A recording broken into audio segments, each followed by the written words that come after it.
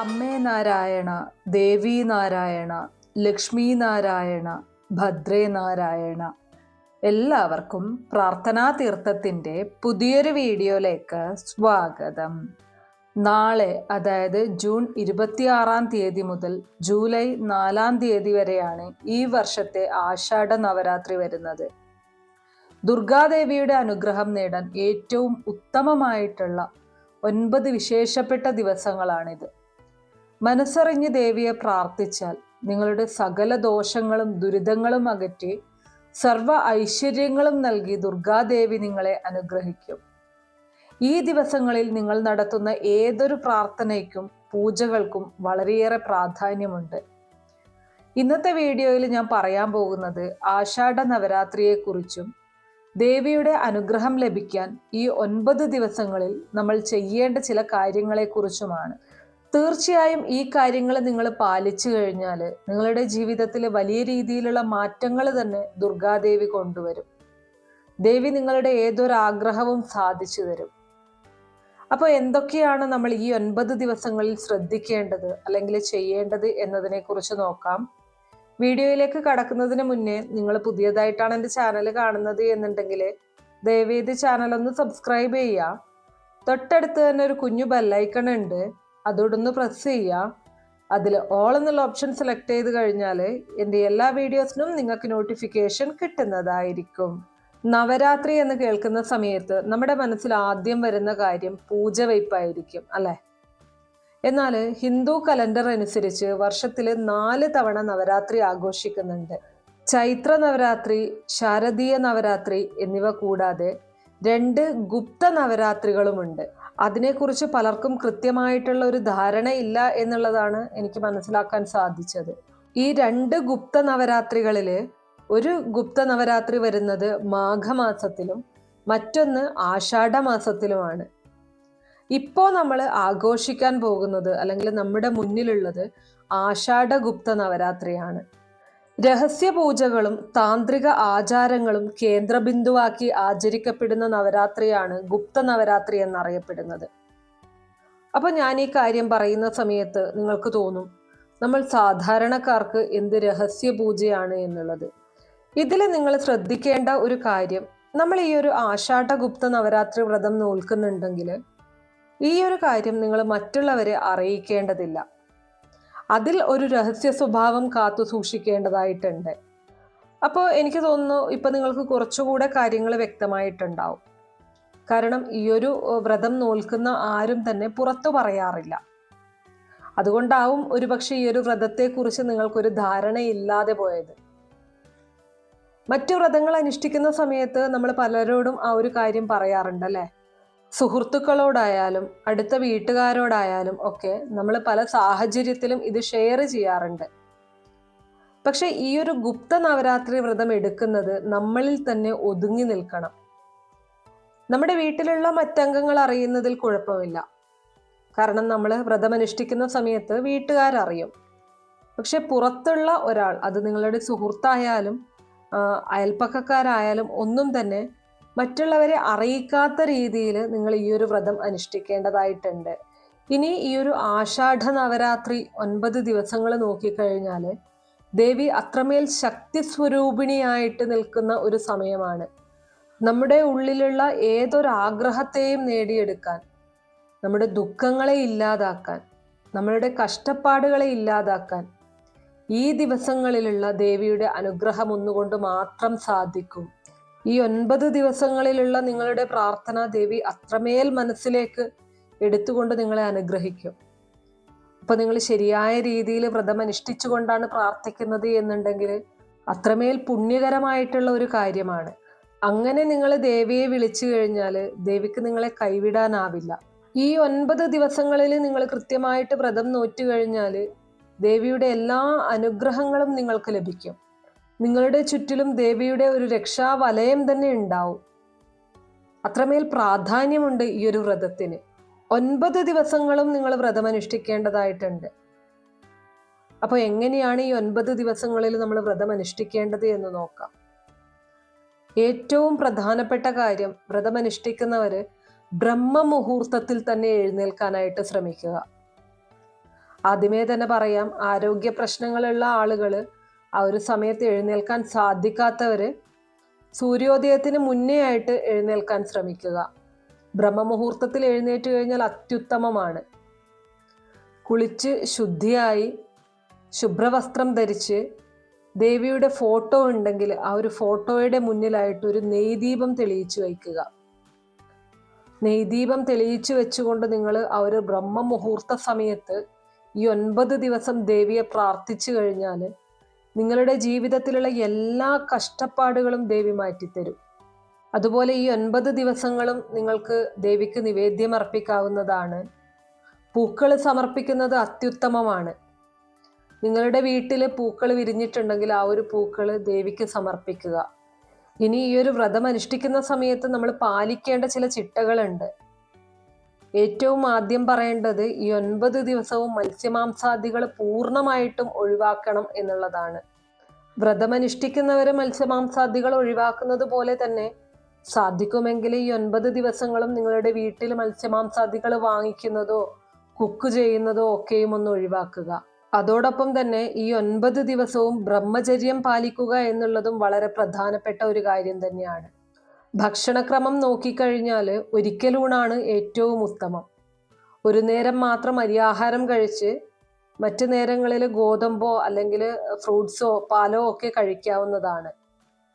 ഈ ഒരു കാര്യത്തിലും എനിക്ക് പറയാനുള്ളത്, ഭക്ഷണ ക്രമീകരണം നിങ്ങൾ നടത്തുമ്പോൾ നിങ്ങളുടെ ആരോഗ്യത്തിന് ഉതകുന്ന രീതിയിൽ, ആരോഗ്യ പ്രശ്നങ്ങളൊക്കെ ഉള്ളവർ അതിൻ്റേതായിട്ടുള്ള രീതിയിൽ നിങ്ങളുടെ ആരോഗ്യം കണക്കിലെടുത്തുകൊണ്ട് മാത്രം വ്രതമനുഷ്ഠിക്കാനായിട്ട് ശ്രമിക്കുക. ഇനി നിങ്ങൾ കഴിക്കുന്ന ഭക്ഷണത്തിൽ വെളുത്തുള്ളിയും ഉള്ളിയും പൂർണ്ണമായിട്ടും ഒഴിവാക്കേണ്ടതായിട്ടുണ്ട്. പ്രാർത്ഥിക്കുന്ന സമയത്ത് സദാസമയം ദേവിയുടെ ആ ഒരു ചിന്തകൾ മാത്രമേ നിങ്ങളുടെ മനസ്സിൽ ഉണ്ടാവാനായിട്ട് പാടുള്ളൂ. അന്യചിന്തകളൊന്നും തന്നെ പാടില്ല. ദേവിയുടെ നാമങ്ങൾ ജപിച്ചുകൊണ്ടേയിരിക്കുക. സാധിക്കുന്ന ദിവസങ്ങളിൽ ക്ഷേത്ര ദർശനം നടത്തുക. ഈ 9 ദിവസങ്ങളും നിങ്ങൾക്ക് ക്ഷേത്ര ദർശനം നടത്താൻ സാധിക്കുമെങ്കിൽ, നിങ്ങളുടെ വീടിനടുത്തായിട്ട് ദേവീക്ഷേത്രമുണ്ടെങ്കിൽ ആ ഒരു ക്ഷേത്ര ദർശനം നടത്തുക. വളരെ ഉത്തമമാണ്. ക്ഷേത്രത്തിനുള്ളിലിരുന്നു കൊണ്ട് ദേവിയുടെ നാമങ്ങൾ ജപിക്കുക. ഈ നവരാത്രി ദിവസങ്ങളിൽ ദുർഗാദേവിയുടെ 9 ഭാവങ്ങളെയാണ് നവദുർഗാഭാവങ്ങളിൽ നമ്മൾ ആരാധിക്കുന്നത്. അതായത് ഈ ദിവസങ്ങളിൽ ഓരോ ദിവസവും ദേവിയുടെ ഓരോ ഭാവങ്ങളെയാണ് നമ്മൾ ആരാധിക്കേണ്ടത്. ആദ്യ ദിവസം, അതായത് ജൂൺ 26 വ്യാഴാഴ്ച, ശൈലപുത്രി ദേവിയായിട്ടാണ് നമ്മൾ ദേവിയെ ആരാധിക്കേണ്ടത്. അന്നേ ദിവസം ചാരനിറത്തിലുള്ള ഗ്രേ കളറിലുള്ള ഡ്രസ്സുകൾ ധരിക്കുന്നത് വളരെ ഉത്തമമാണ്. ഇനി രണ്ടാം ദിവസം ജൂൺ 27 വെള്ളിയാഴ്ച, ബ്രഹ്മചാരിണി ദേവിയായിട്ടാണ് നമ്മൾ ദേവിയെ ആരാധിക്കേണ്ടത്. അന്നേ ദിവസം ഓറഞ്ച് നിറത്തിലുള്ള വസ്ത്രം ധരിക്കുന്നതാണ് ഏറ്റവും ഉത്തമം. ഇനി മൂന്നാം ദിവസം ജൂൺ 28 ശനിയാഴ്ച, ചന്ദ്രഘണ്ഠാ ദേവിയായിട്ടാണ് നമ്മൾ ദേവിയെ ആരാധിക്കേണ്ടത്. അന്നേ ദിവസം വെളുത്ത വസ്ത്രങ്ങൾ ധരിക്കുന്നതാണ് ഏറ്റവും ഉത്തമം. അടുത്തത് നാലാം ദിവസം ജൂൺ 29 ഞായറാഴ്ച, കൂഷ്മാണ്ഡ ദേവിയായിട്ടാണ് ദേവിയെ നമ്മൾ ആരാധിക്കേണ്ടത്. ഈ ദിവസം ചുവന്ന നിറത്തിലുള്ള വസ്ത്രങ്ങൾ ധരിക്കുന്നതാണ് ഏറ്റവും ഉത്തമം. അഞ്ചാം ദിവസം ജൂൺ 30 തിങ്കളാഴ്ചയാണ്. സ്കന്ദമാതാ ദേവിയായിട്ടാണ് ദേവിയെ നമ്മൾ ആരാധിക്കേണ്ടത്. അന്നേ ദിവസം നീല നിറത്തിലുള്ള വസ്ത്രങ്ങൾ ധരിക്കുന്നതാണ് ഏറ്റവും ഉത്തമം. ഇനി ആറാം ദിവസം ജൂലൈ 1 ചൊവ്വാഴ്ച, കാർത്യായനി ദേവിയായിട്ടാണ് ദേവിയെ നമ്മൾ ആരാധിക്കേണ്ടത്. അന്നേ ദിവസം പിങ്ക് നിറത്തിലുള്ള വസ്ത്രങ്ങൾ ധരിക്കുന്നതാണ് ഏറ്റവും ഉത്തമം. ഇനി അടുത്തതായിട്ട് ഏഴാം ദിവസം ജൂലൈ 2 ബുധനാഴ്ചയാണ്. കാളരാത്രി, കാളീദേവിയായിട്ടാണ് ദേവിയെ നമ്മൾ ആരാധിക്കേണ്ടത്. ഏഴാം ദിവസവും നമ്മൾ നീല നിറത്തിലുള്ള വസ്ത്രങ്ങൾ ധരിക്കുന്നതാണ് ഏറ്റവും ഉത്തമം. ഇനി അടുത്തതായിട്ട് എട്ടാം ദിവസം ജൂലൈ 3 വ്യാഴാഴ്ച, മഹാഗൗരി ദേവിയായിട്ടാണ് ദേവിയെ നമ്മൾ ആരാധിക്കേണ്ടത്. വളരെ പ്രാധാന്യമുള്ള ഒരു ദിവസമാണിത്.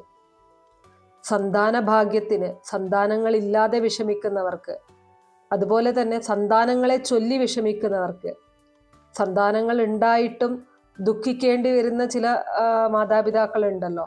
അങ്ങനെയുള്ളവരും സന്താനമില്ലാതെ വിഷമിക്കുന്ന ആളുകളും ഈ ഒരു ദിവസം, 8-ാം ദിവസം, ജൂലൈ 3-ാം തീയതി വ്യാഴാഴ്ച ദേവീക്ഷേത്ര ദർശനം നടത്തി പ്രാർത്ഥിക്കുന്നത് വളരെ വളരെ ഫലം ചെയ്യുന്ന ഒരു കാര്യമാണ്. അടുത്ത വർഷത്തെ ആഷാഢ നവരാത്രിക്ക് മുന്നേ നിങ്ങൾ എന്താണോ ഈ ദിവസം പ്രാർത്ഥിക്കുന്നത്, നിങ്ങളുടെ സന്താനങ്ങളെ കുറിച്ചോർത്തുള്ള ദുഃഖമാണോ, ആ ദുഃഖം ദേവി മാറ്റിത്തരും. സന്താനങ്ങളില്ലാത്ത ദുഃഖമാണോ, നിങ്ങൾക്ക് സന്താനങ്ങളെ നൽകി ദേവി അനുഗ്രഹിക്കും. ഈ ഒരു ദിവസം നിങ്ങൾ വഴിപാടുകൾ ദേവീക്ഷേത്രത്തിൽ നടത്തുന്നത് വളരെ ഉത്തമമാണ്. വളരെ പെട്ടെന്ന് തന്നെ ദേവി നിങ്ങളെ അനുഗ്രഹിക്കും.